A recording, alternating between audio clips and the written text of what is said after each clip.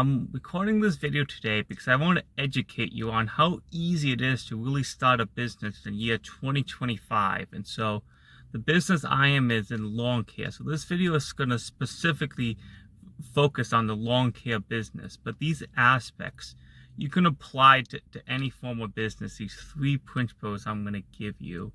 And I was inspired to make this video because I hear a lot of bad advice, and this bad advice is really from people who aren't in business.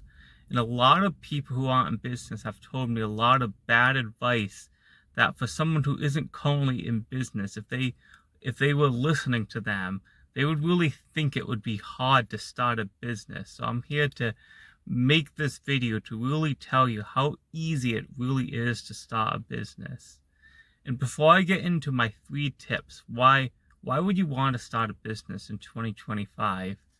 And my answer, and the reason why I like being an entrepreneur, working for myself, is because you can set your own schedule. You have that financial freedom.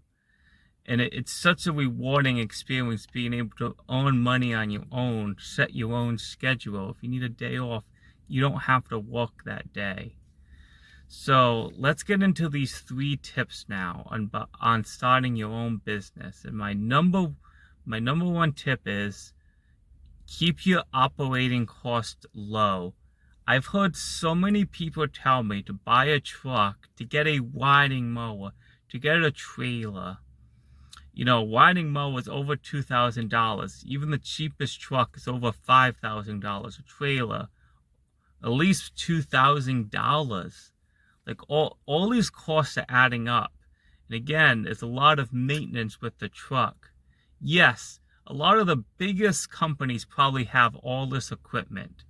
But when you're starting out, you're not going to instantly be the biggest and best company. And so, and this goes to the second piece of advice now, is to work for less money and to work harder than your competition. And so when your operating cost is high, you can't work for as cheap of a price. And so then you're going to have to spend maybe money on advertising, or you're just going to have to work that much harder to really set yourself above competition. While if your operating costs are low, then you can set a rate cheaper than a competition, and you don't have to spend nearly as much. You don't have to do any advertising, because when you work for a cheap price and you do great work, you're going to be referred to by a lot of your clients you work for. They're going to refer you to other people. And here's the thing: when you set your price a lower price, a lot of people are generous. So a lot of people, when they see you're working very hard and you're doing great work, they'll tip you an extra $10, $20. So even though you initially set a bit lower rate than you initially wanted, after doing that hard work, you'll actually get paid that rate you wanted. And then the people will refer you because they like you so much. Now, this isn't all the clients, and this goes to my third and final point here. My third point is that it's okay to say no to certain clients, because not everyone is generous. And there's some people who will try to pay you less, a lot less than you really deserve. And these same people, it's usually the same people, are so picky over your work. They'll criticize, any little thing they'll find, they'll pick on you for it. And they'll look to charge a cheaper price, or look to try to get you to work extra, to do extra hours. And these are the people you say no to.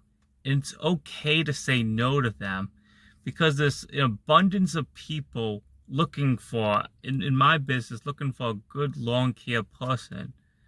You know, in the lawn care business, there really isn't a whole lot of competition compared to other areas.